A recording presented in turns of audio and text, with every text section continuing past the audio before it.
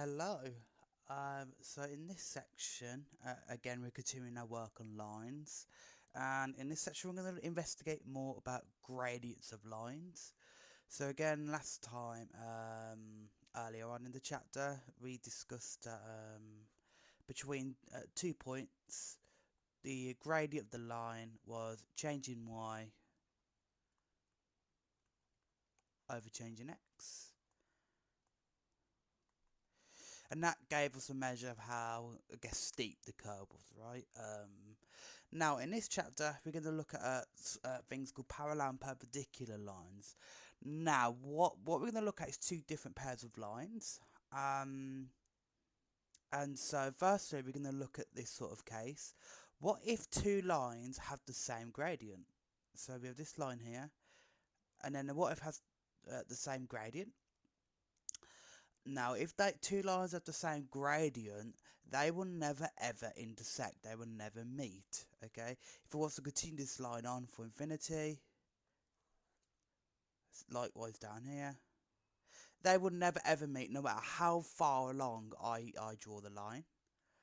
And so when that happens, when two lines never meet, they are said to be parallel. Okay, and we denote parallel lines by this arrow there, to indicate that they never intersect.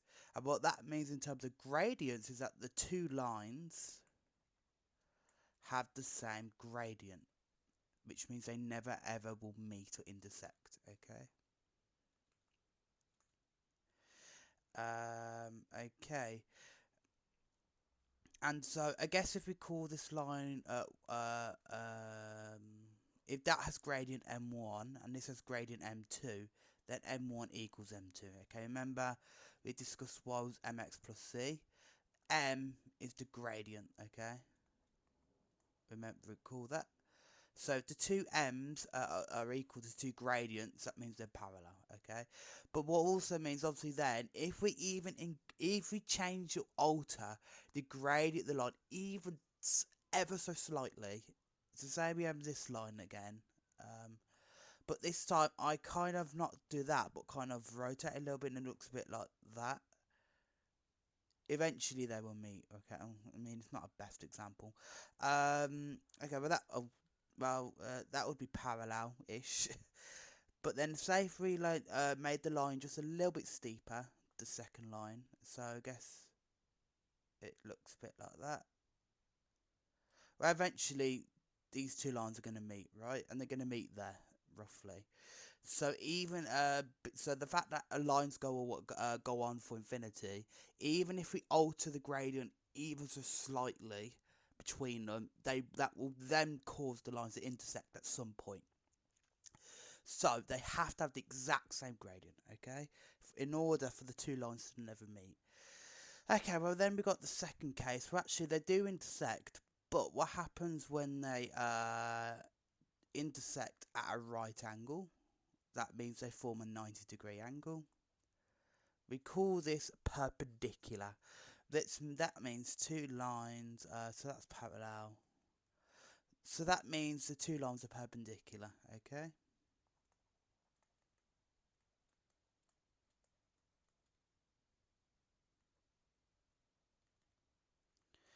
And so what that means in terms of the gradients then is that the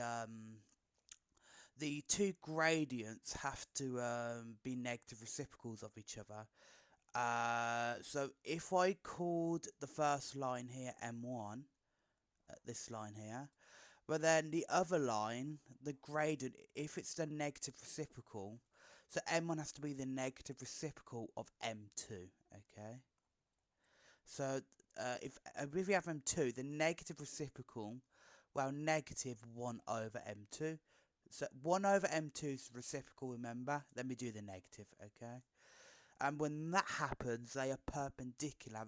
That means they meet at a right angle, okay? So when they intersect at a right angle, okay? Cool. So that's what we're going to look at then. And again, this should be from GCSE as well, but that is essentially the a recap of what we've been using in this section. So two lines are parallel, again, if they have the same gradient, which means they never meet. Or if they do meet, they might meet at a right angle, which will then mean they are perpendicular, which then means the two gradients are negative reciprocals of each other. Okay, so let's have a look at that in action then. So let's have a look at some examples. So example 10, a line is parallel to the line 6x plus 3y minus 2 is equal to 0, and it passes through this point 0, 3. Work out the equation of the line. Now this is why I spoke about in the last section. This is why I love working with an equation of the line, which is mx plus c, because you can easily read off what the gradient and the y-intercept will be. But in this case, we're interested in the gradient because it's talking about parallel lines. So I need to consider gradients, okay? Because then they need to be equal. Anyway, well, this is not in the form y is mx plus c, this line here. So let's rearrange it then. So firstly, y has to be on its own there. So 3y firstly. If we move everything else to the other side, I'm going to get minus 6x plus 2. Then I can divide by 3 to get y is minus 6 over 3, which is minus 2x, okay? Plus 2 over 3. And there we are. Well, now this is in the form mx plus c. Well, then I can read off that the gradient is equal to minus 2. Cool. Well, so that's that line, but then it's telling me another line is parallel to it. So that means the parallel line has to have the same gradient. So the parallel gradient would also equal minus 2, okay, in order for the two lines to be parallel. That means then I can start to come up with the equation of the other line, okay, the parallel line that's parallel to this one, okay. So then that means y is minus 2x plus c. Again, I don't know what c is, but I can work it out. Okay, well then, to find c, well, I have this point here, right, 0, 3, that also lies on the line. I can then substitute it into here, okay, to then find the missing value c. So I'm going to sub the point 0, 3 into the equation. To then get y, well, y would be 3, and that's going to equal minus 2x, so it's going to be minus 2 of 0 plus c, okay? Well then, 3 will just simply equal c, okay? So c is 3, therefore y is equal to minus 2x plus 3, and there we are, that's our equation of the line. Cool, okay. Let's have a look at this example then. Work out whether these pairs of lines are parallel, perpendicular, or neither. And part A, it's told us the equations are 3x minus y minus 2 is 0, and x plus 3y minus 6 is 0. Okay, so 3x minus y minus 2 is 0. Okay, well, I'm not going to write the other one because it's talking about parallel or perpendicular lines. We saw that both parallel and perpendicular lines relate to the gradients. So what I need to do is to work out what the gradients of each line is. Well, I can't explicitly work it out because it's not in the form y is mx plus c. I need to rearrange all the lines into this form here, because then I can read off what the m is, the gradient. So that's what I'm going to do, rearrange every line then into this form, which will then allow me to work out clearly what the gradient of each line is. So let's rearrange this first one then. So then if I move the y to the other side, I'm going to get y is equal to 3x minus 2.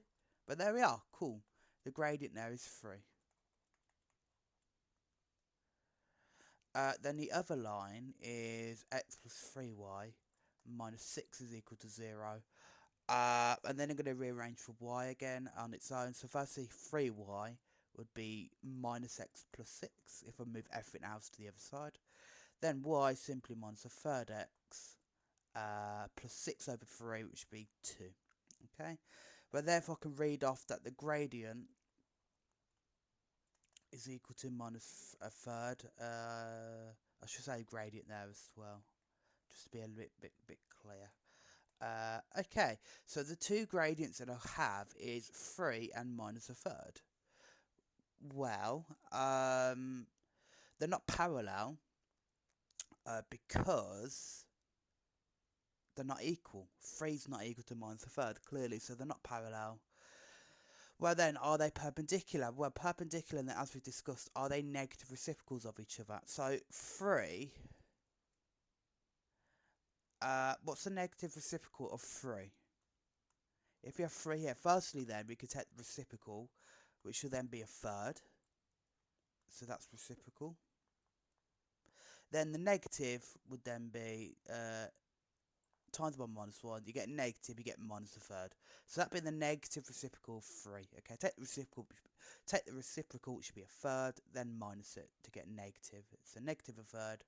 Well, hang on, isn't that the gradient of the other line? Well, that means that the gradients are negative reciprocals of each other, so they're perpendicular. So therefore, lines are perpendicular. Okay.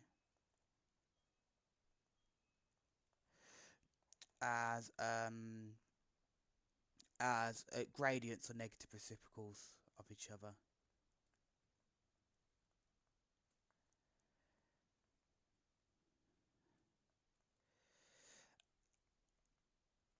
Okay, cool. Another test actually then. Indeed, two lines are perpendicular if their gradients are negative reciprocals.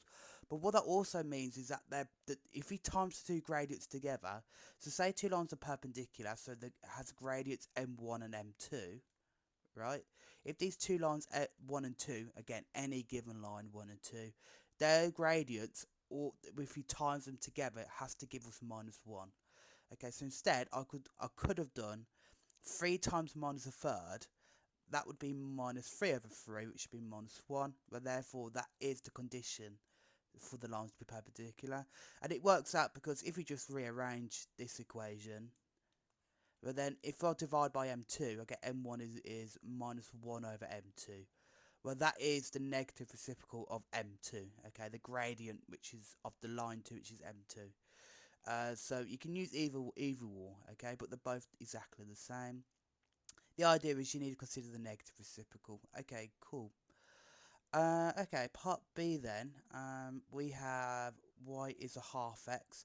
But this is already in mx plus c form. It doesn't have a y-intercept, but because it's plus 0 effectively. But m, the gradient, I can clearly see is a half. Okay, that means then that that gradient is a half. Okay, grad short for gradient in this case. Okay, well then what about the other line? 2x minus y plus 4 is equal to 0. Well, that again, I need to rearrange it in the form of this. Y is mx plus c. So I need y on its own. So I'm going to move that y to the other side to then get y is equal to 2x plus 4. Well, then we're cooking because now it's in this form. That means that I can read off that the gradient is 2. Okay. Well then, clearly they're not parallel because the gradients are not equal. Okay, a half is not equal to 2, so it's not parallel. Well, are they perpendicular? Well then, what's the negative reciprocal 2? Okay, well 2 would then go to minus a half. Okay, but I've got positive a half, so that's not the same. So they're neither perpendicular or parallel. Okay, so therefore lines are neither parallel or perpendicular.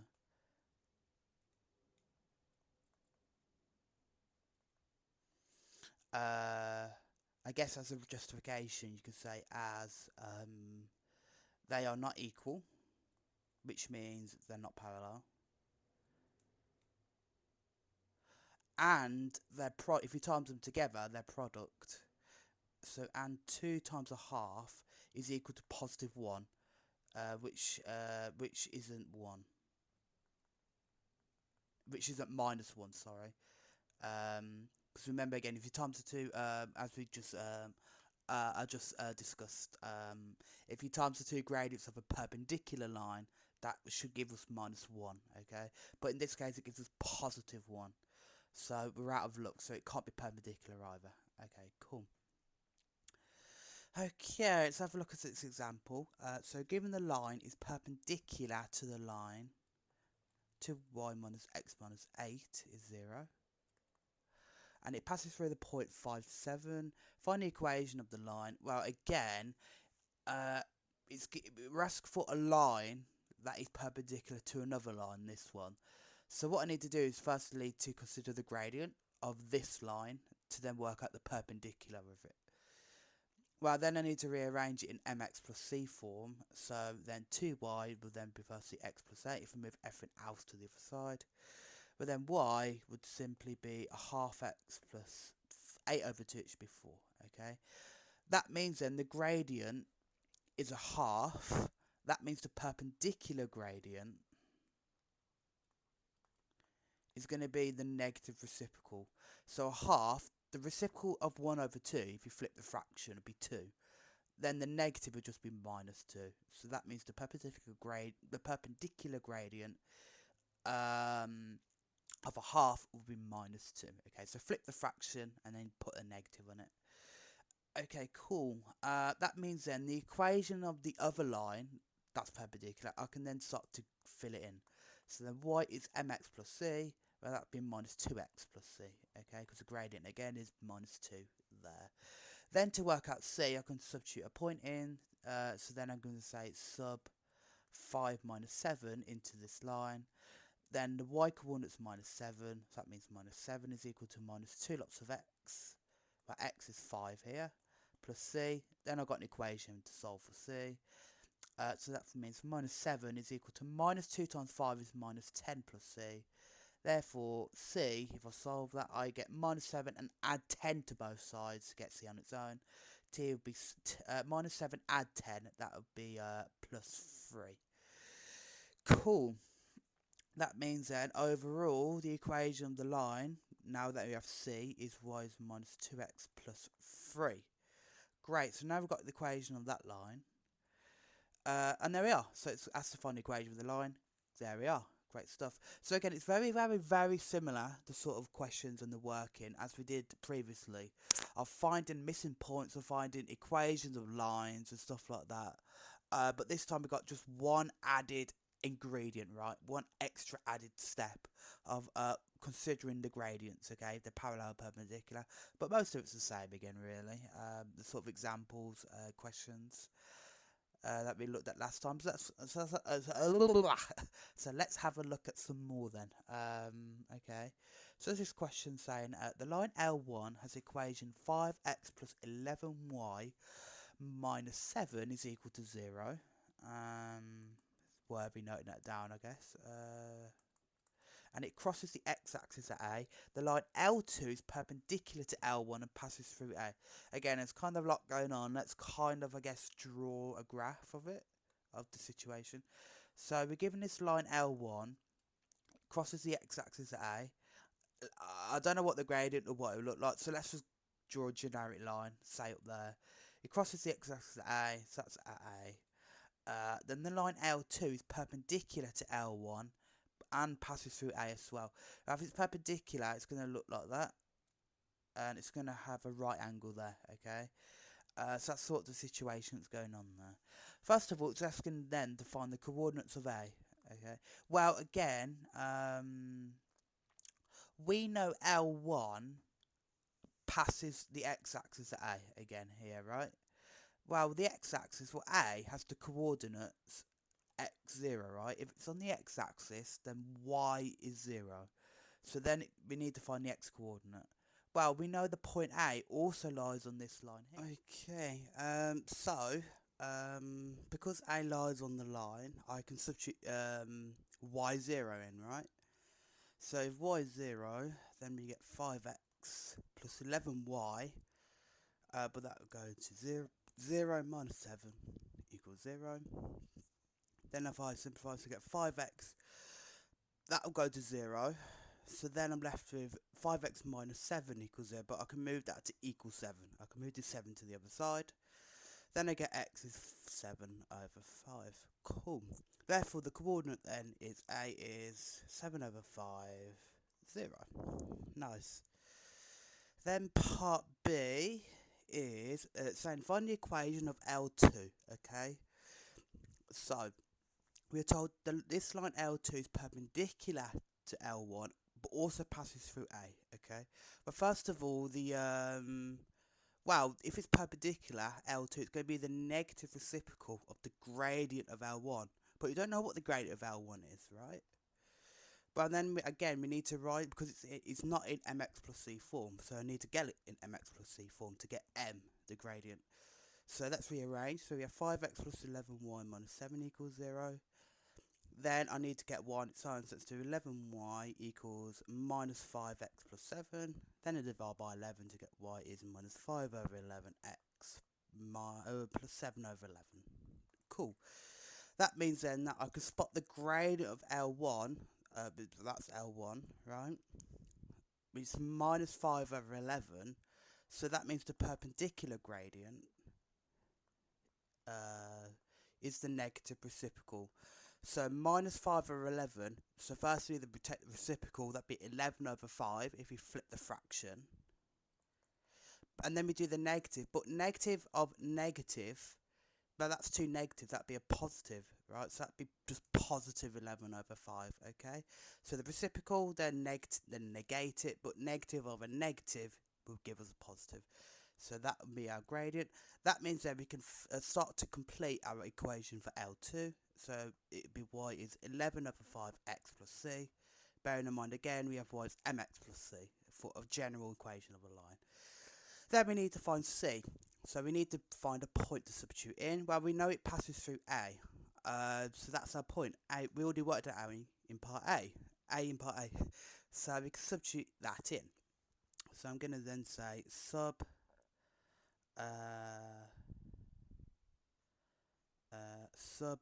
7 over 5, 0 in, so therefore I get y, y0 in this case, 0 is 11 over 5 of x, which is 7 over 5, plus c, which that means c, that means I get 0 is equal to, and then 11 over 5 times 7 over 5, probably best and quickest do it in a calculator, because I'm too lazy.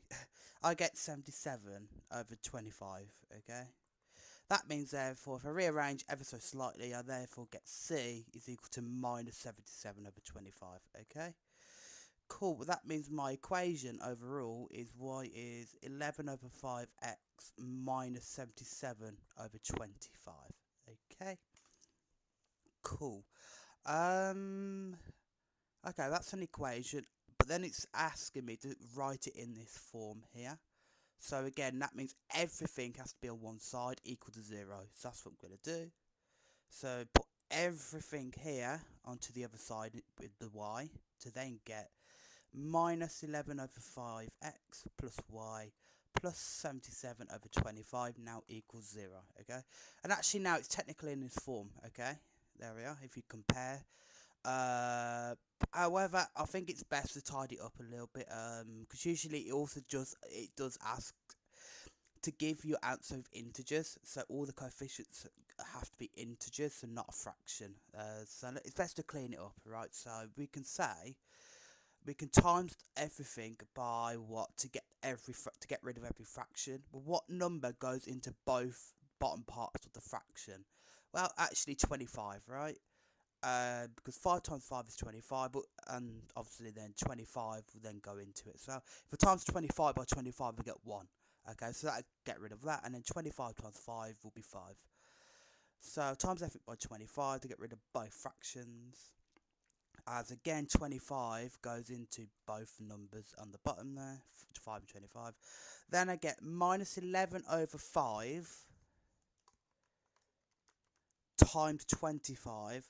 I get minus 55, okay, x, plus 25y, again, so then I'm times every term by 25, and then plus 77, okay, because 77 over 25 times 25 we get rid of the fraction to get 77, and that's again equal to 0, and there we are. Cool.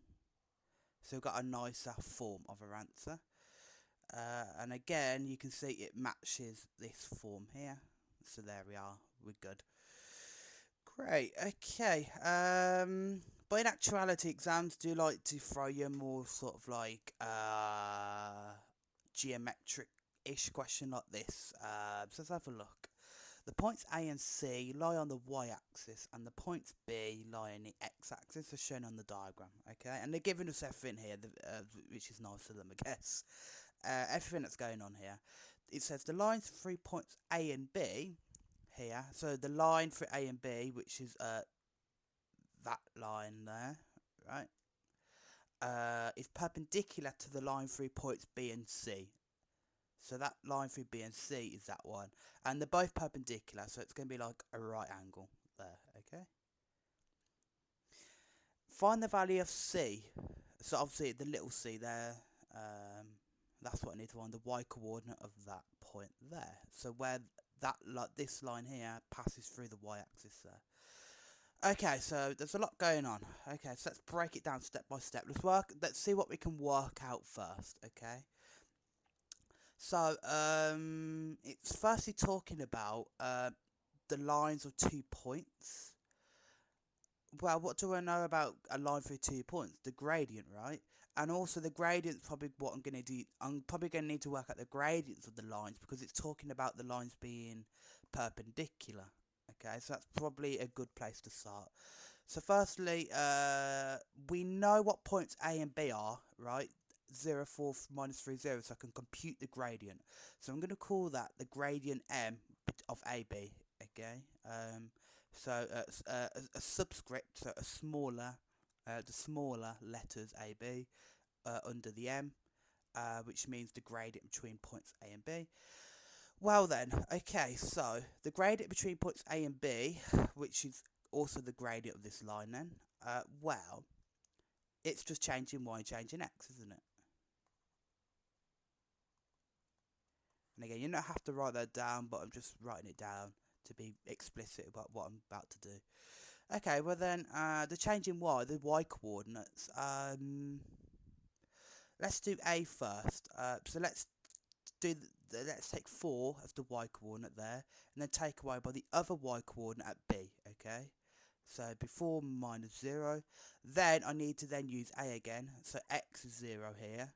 So changing an x now, take away the x values. 0, take away the other x value, which is at minus 3 at B. So minus of minus 3, because I'm taking away minus 3. So I get a double negative, so then I can simplify it to 4 minus 0 is 4. 0 minus minus 3 would be plus, so it'd be 0 plus 3, which is 3. Okay, well that's our gradient then, between points A and B. Cool. Okay, well then it's saying that this other line then, that passes through B and C, so this other line here, which again means it's at right angle when they intersect. Well, it's saying that they are perpendicular. So what does that mean with the other line then? If AB, this line AB, is perpendicular to this line BC, well, what does that mean for its gradients then? The gradients are negative reciprocals again, right? So if I know this one is 4 over 3, that gradient, then that means the perpendicular gradient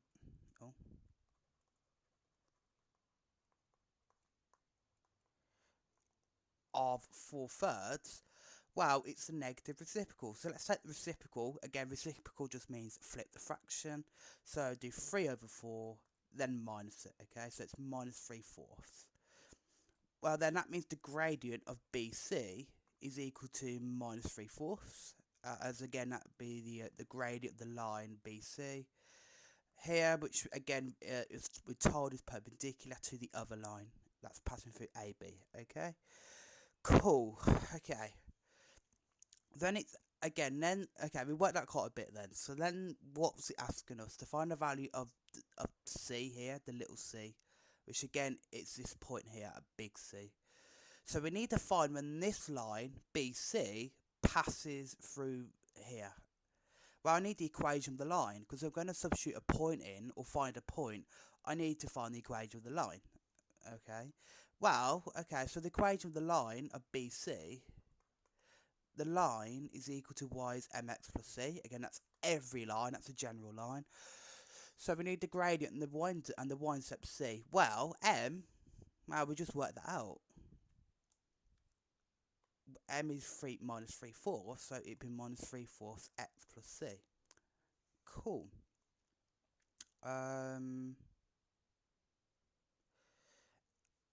Okay, well, then, we need to find the C here. I should probably use a different letter, but, because it's not the C here. Well, actually it is, but, it turns out it is, but, not always. But it's probably always best to use a different letter if you're working something else out than in the question. So they're using C here, and I'm working out perhaps something else. It's probably wise to use a different letter here. Let's use plus K, okay. But actually it turns out the C is the same, because this is the y-intercept, so that is the same C there. Anyway, so we need to find the missing letter. Okay, we need to find the y-intercept of this line here. Well, I need a point on the line, on BC, to then find that missing letter, that K, okay. Well, I know a point on the line. I need to find C. I don't know what C is because there's a missing letter. But it also goes through B. And that is minus 3, 0. So I can substitute that in. So I'm going to say sub minus 3, 0. So then get Y. Well, Y would be 0 in this case. Is minus 3/4 of minus 3 for X plus K.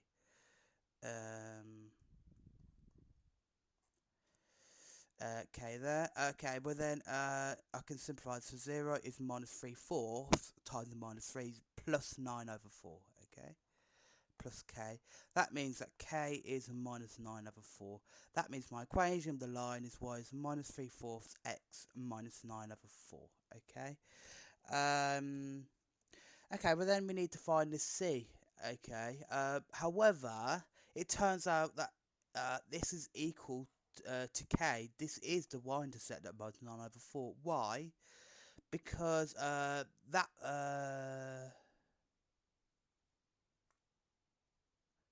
yes, because K is the y-intercept, right? That's what we worked out, and this is the y-intercept, right at C.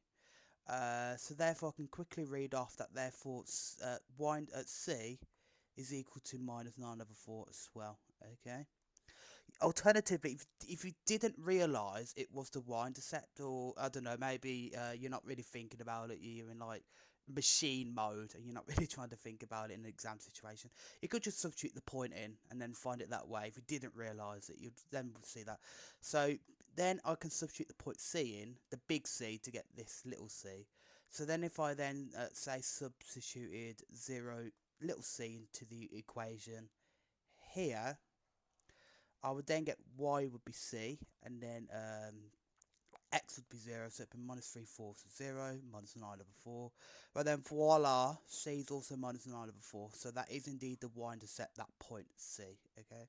So therefore, there we are. Now, I probably didn't explain it too well, but I made a little bit of a fuss by saying using the different letter, K here compared to C. Because again, you might not have realised, well, actually that was actually the C, the K working out, usually the y-intercept is indeed the same C there, which is the y-intercept. But in general, if you're trying to work out an unknown value, that's different to perhaps what the question's saying. So if I worked out something else that isn't C, I don't know, say if I was working at this point here, I wouldn't call it'd be different to C, so I'd have to use a different letter there. But in general, what I'm saying is, with questions, again to reiterate, if the exam questions asking you to find a letter, find one unknown, right? In this case, it's C.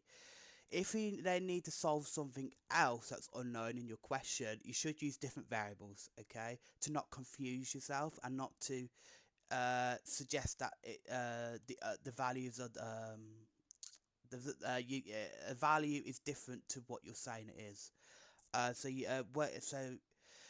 with any variables that you solve or any unknowns that you solve in your question, you really should make the letters different, okay, to not essentially not confuse yourself, or make it suggest that you did the wrong answer, because you conflate the variables. Anyway, let's move on from that.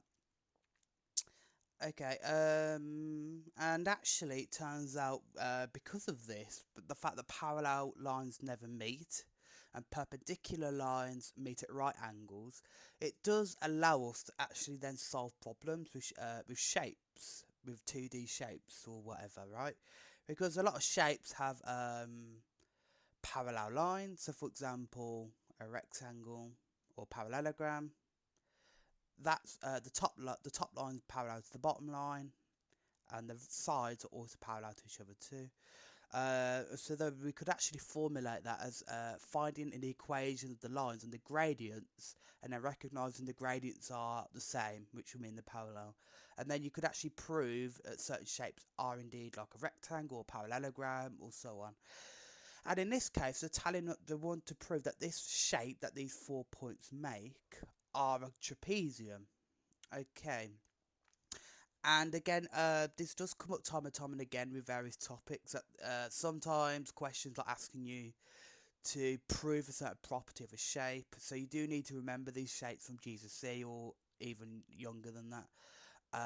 And in this case, a trapezium looks a bit like this. And the key property of a trapezium that we will be proving is that exactly one pair of sides are parallel. In particular, the top and the bottom side. The sides don't have to be parallel. We only require that one pair of sides are parallel. Okay, that's what we want to prove. Okay. So if we can formulate the 4 sides A, B, C, D of this quadrilateral, then we can sort of perhaps find the lines or find the gradients, and then we can use that to determine that 2 lines of that shape are parallel to each other, which will then prove it's a trapezium. Okay, so then I'm going to start off by saying trapezium, or trapeziums in general, have one pair of parallel sides. Okay, that's the key defining property. Okay, cool. Okay, well then, it's given us these points here. So okay, so I think it's really helpful then to actually plot the points then, and then we can sort of visualise what the graph will look like. So let's plot our points on, and I think that's the best strategy with these sort of questions, is to plot points to see what you're working with. So first of all, the point A is minus 6, 2. So on negative x, and then it's going to be 2 up there, so it's going to be up there, say, and that'd be A. Then B is 4, 8, so it's going to go up here somewhere. So 4, 8, that's point B. Point C would be 6, 1, so that would be down there somewhere.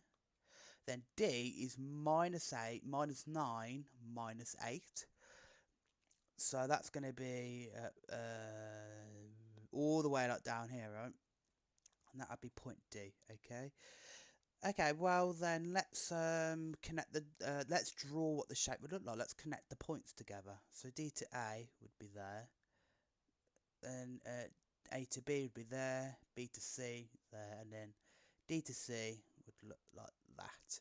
There we are, and you can start to see we have a trapezium shape. Okay, and in particular, what you would expect from this graph, you probably see that the line AB would be the gradient of the line AB is going to be parallel to DC, so the top and the bottom sides are going to be parallel.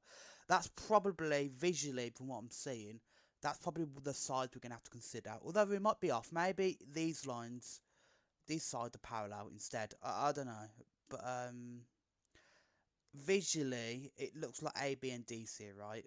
So let's consider those sides, right? So that means then, if these two sides are parallel, the top and the bottom, like A, B, and DC, the two top and bottom, if they're parallel, that means their gradients have to be equal. So let's consider the gradients of those points, okay? So firstly, the gradient of the side AB, again, that's going to be the change in Y. So firstly, I'm going to take between A and B, I'm going to take B to be the first point. So B, firstly, is the Y is 8. And take away the other Y value, A, that'd be -2, okay? Then, that'd be out of, then the change in X. So X at 4 there, and then take away the other X at -6. So minus 6, we can simplify that to 8 minus 2 is 6. And then have a double negative, that'd be a positive. So 4 plus 6 is 10. And that will simplify down to 3/5, okay? Then we can work out the gradient of the other line, CD. And so this line here. Well, then again, I'm going to take between point C and D. Let's take D first. So again, changing Y, so let's take -8. And then take away the other Y value at C, that would be -1. Then I'm going to take away the X values together, so -9 here, take away 6. And so that would get me -8 minus 1 being -9. Over -9 minus 6 is -15, okay? And actually, what turns out is that simplifies to +3/5. Well, what do you know? The two gradients are indeed equal. So that means MAB is equal to MCD. So gradients are equal, which means that lines AB and CD, which were the two gradients we worked out, are parallel, okay? Therefore, there is one, or I probably should say at least one.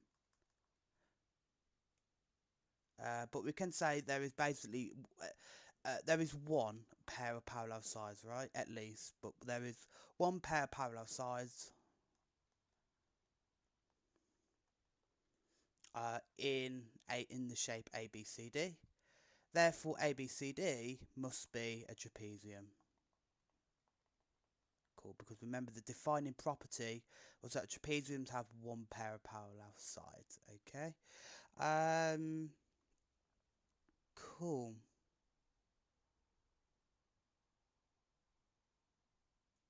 Let's have a look at this question then. And again, it's another shaped geometric question, very, very similar. But again, we can use the sort of ideas of parallel and perpendicular gradients and lines to work out what we need to work out. So again, we're given vertices of another quadrilateral ABCD, very similar, but this time we need to show it's a rectangle. Again, so like the trapezium, what exactly is a rectangle? Well, obviously it looks like this. We also know then that the two sides are going to be parallel, this side and this side, but also this time these sides as well, okay?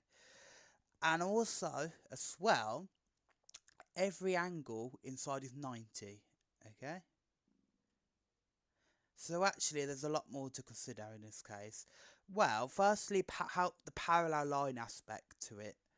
How can we prove two lines are parallel? Well, we just did it. Their gradients have to be equal. But then how do we deal with this 90-degree business? Well, if two lines are perpendicular, so we have a right angle at these two lines, that means they're perpendicular. So we're going to use a combination of parallel and perpendicular aspects to this problem, parallel and perpendicular gradients, to be able to work out this question. So then a rectangle then, to summarise, has two pairs of parallel sides and each angle inside is a right angle or 90 degrees. Okay, obviously you could call that an interior angle to be fancy, but yeah, every angle inside the shape has to be 90. Okay, so that's the key defining property in this case? Well, so let's get to it then. So firstly, like with last time, it's a really good idea, I think, to plot these points in, to visualise the type of graph, the type of shape we're working with, what exactly the shape will look like. So let's draw our axis then. So let's plot the points. So A is firstly at minus 1, 5, so it's going to be up there somewhere probably. Then B is 7, 1, so it's going to be like there somewhere, B. Then C is 5 minus 3, so that's going to be down there somewhere. And then D is minus 3, 1, so it's going to be up there somewhere probably. Cool. So there we could plot the points in. So yeah, D to A, then A to B, if we can sort of draw this properly. B to C, and then back from C to D. And again, you can start to see we've got a sort of rectangle problem again, right? I mean rectangle problem, of course. It starts to look like a rectangle again. Like last time, it looked like a trapezium. So it really is a good idea to sketch to visualise exactly what you need to consider. Well, what are we considering then? Well, firstly, the line AB is going to be parallel clearly to DC. And then, likewise, AD is parallel to BC, because we have to consider it's a rectangle, so both sides, both pairs of sides have to be parallel. And also, probably going to have a perpendicular angle there, so right angle between AD and DC. But yeah, cool. So let's work out the parallel aspect first. That's probably the easiest. So firstly, let's consider the gradient of AB. So the gradient of that point between points A and B, well, that's again a change in y, change in x between B and A. Let's take B first. So the y is 1.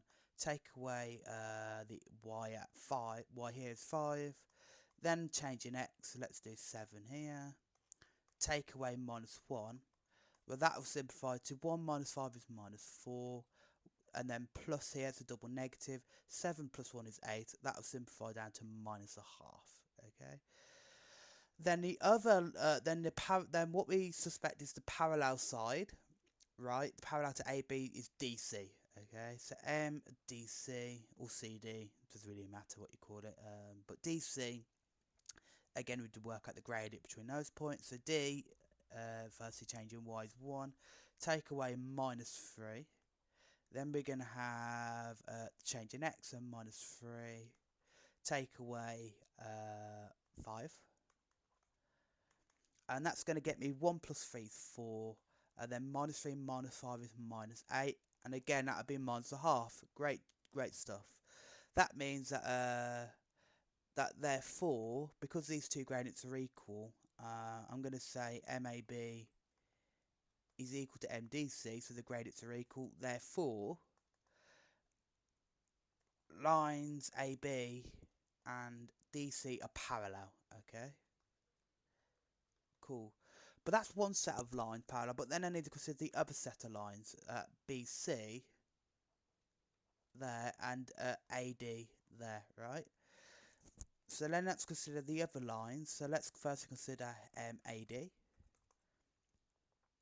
So first of all, the gradient between A and D.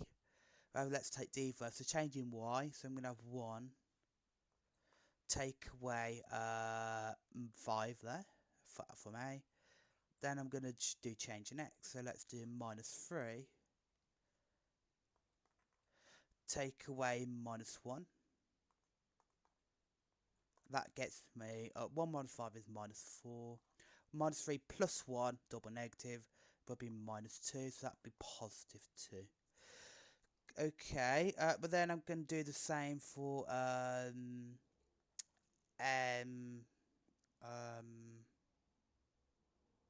the other line, BC, MBC, that line there. So the opposite left AD. So then MBC, again, the gradient between B and C now, here and here. Well, let's take C then. So changing Y, so minus 3. Take away 1, the Y coordinate at B. Then I do change in X, so I do positive 5, take away 7. Then minus 3 minus 1, would be minus 4, and then 5 minus 7 is minus 2, and that would get me again positive 2. But then how do you have it? The gradients again, MAD is equal to MBC. Therefore, again, the lines AD and BC are parallel. Well, there we have it. We proved that both sets of sides are parallel, but with a rectangle, that would be a parallelogram. A parallelogram is where all sides are parallel. However, not necessarily right angle. Okay, a rectangle is a type of parallelogram, but we need to be more specific, and the angle inside has to be 90 each time. So how do we do that? Well, what do we know about lines? Well, perpendicular lines, again, if they're perpendicular, they meet at 90 degrees. So we could consider when two lines on the side, so two different sides, meet, and what their gradient will be. They're perpendicular. Okay, so let's consider whether two sides are perpendicular, because then that means if they meet at a right angle at 90. So let's take this here. Right, it's a bit messy here. There we are. Let's consider when the line AD here and the line DC meet. So then let's consider the gradients. Okay. So let's see if they're perpendicular. So first of all, MAD is firstly. Well, we worked it out. That's 2. Okay. Well, what's the negative reciprocal of 2? Well, the reciprocal of 2 would be a half. The negative is minus a half. Well, then what's the gradient of the other line, CD or DC? Well, we worked that out. That MDC is minus a half, right? The gradient of DC is a minus a half, and the gradient of AD is 2. Okay. Well, so that means perpendicular gradient of 2 again is going to be minus a half. Again, reciprocal, negative it, but minus a half, that's equal to the gradient of DC, right? So that means then if AD's there, BC, DC's there, but then that's telling us that the perpendicular, they meet at a right angle.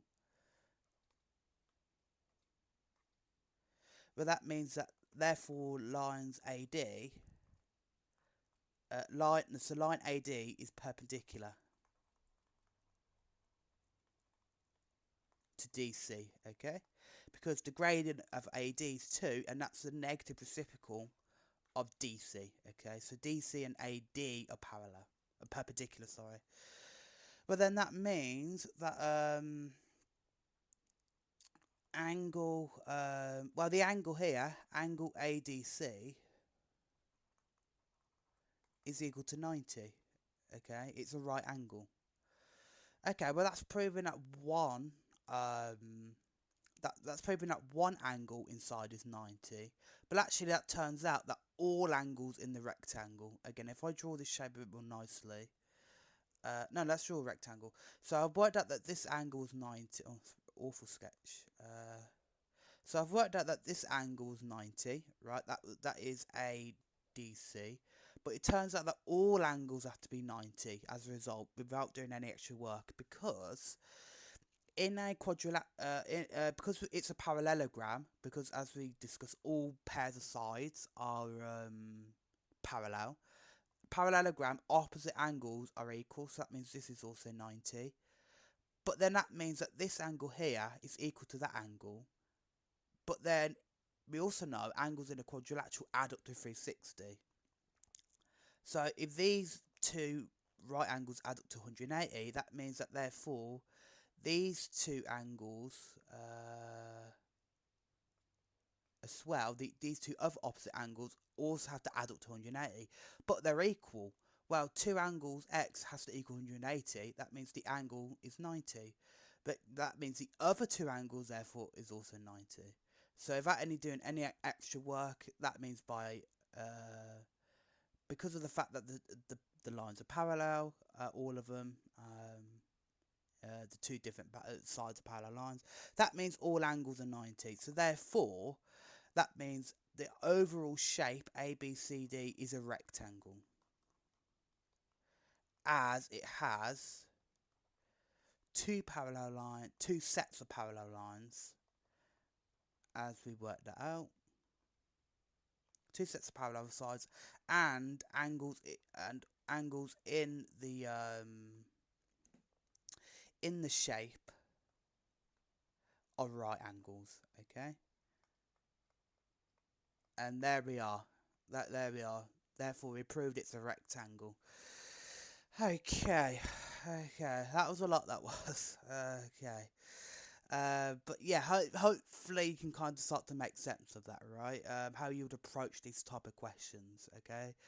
And in this case, it's helped to a lot of shapes, a lot of the properties boil down to whether the angles are right angle or if they're parallel, or certain sides are parallel. If you think of it in terms of that, then it's helpful to consider the gradients, okay? And it's also helpful to visualize by plotting the points in. Then it becomes a lot clearer about what you have to do.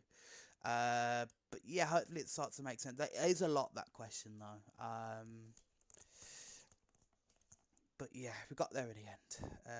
Cool. Okay, let's have a look. Let's finish off an exam question, which actually is easier than the stuff we've just done. So it told us this line L1 has equation 2x plus 4y minus 3, 0. That's probably going to be helpful. The line L2 has equation y is mx plus 7. Given that the two lines L1 and L2 are perpendicular, first of all, find the value of this m here. So again, they're perpendicular, so I need to consider their gradients, okay? Well, I don't know what the gradient of L2 is, because that's what I'm working out. M is the gradient here. But I know what L1 is. I'm given the equation of L1. But I don't know what the gradient is because it's not in the form y is mx plus c. So I need to get it in that form to be able to spot what the gradient of the line is. So let's get y on its own. So 4y firstly is minus 2x plus 3. That means that y is minus 2 over 4, which should be minus a half, x plus 3 over 4. But therefore the gradient of L1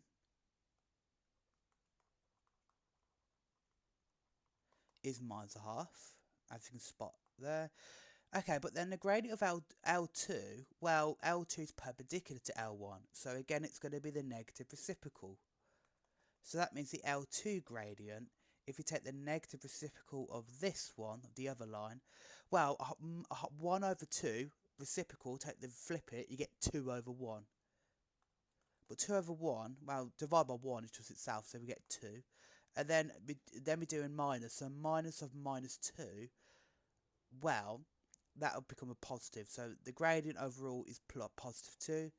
If you take the negative reciprocal, so reciprocate, I guess, 1 over 2 to get 2. Then negative it, so negative 2 would be positive 2. Okay, cool. So we've got the gradient. So again, we can start to work out what the gradient of L2 is. So that means the L2, the equation is y is 2x plus c. But hang on, they've told us what the equation of L2 is, really. It's in the form y is mx plus c. So really, we don't need to do any work. We don't actually need to do this. Because, again, this equation is in the form y is mx plus c. The c is 7, but m is the gradient. But we worked out what the gradient is It is just here. So that means m is 2. Cool. Then part B. Then it says, the lines L1 and L2 meet at the point P. Find the x-coordinate of P. So again, that's then considering intersections. So the two lines intersect, that means we need to equate them together. Well, we know the equation of L1 is 2x plus 4y minus 3 equals 0. That was given to us there. But we also know what L2 is now, because L2 is y is mx plus 7, but we know that m was 2. We worked that out, so it'd be 2x plus 7. Well, these are simultaneous equations, right? So I can solve that, substitute it to get the x and y. So that would be the point of intersection if I equate them together. So that means I'm going to sub y into 2x plus 4y minus 3 is equal to 0. So I'm going to substitute one equation of the one line into the other, okay? So that means then 2x plus 4y, well, y is now 2x plus 7, which is again there. Then I get minus 3 is equal to 0. That means then 2x plus 4 times 2x is 8x. Then 4 times 7 is plus 28 minus 3 equals 0. Then 10x plus 28 minus 3 is plus 25 equals 0. But then I can easily solve for x. So that means x is minus 25 over 10. I don't think that simplifies. Oh, it does. 5 minus 5 over 2. There we are. Now we would solve for y, right? To find the missing value, to find the point. But actually, it only says to find the x coordinate. So that means the x value. Well, we just solved that. Okay. So actually, we're done. So there we are. Cool. So there we are. That's parallel and perpendicular lines. So again, mostly it's the same sort of stuff we looked at previously in the chapter. Just some sort of algebra problems. You have to rearrange to spot the gradient. You need to find equations of the lines by substituting points in order to work out a gradient by doing changing y, changing x. But I also looked at some more geometric problems where we can prove certain stuff of shapes by considering the gradients of the sides of the shapes, okay? And if they're perpendicular, they have a right angle. If they're parallel, then that means there might be some sort of parallelogram or something like that, so they never meet. But yeah, that's parallel perpendicular lines, so I'll see you next time.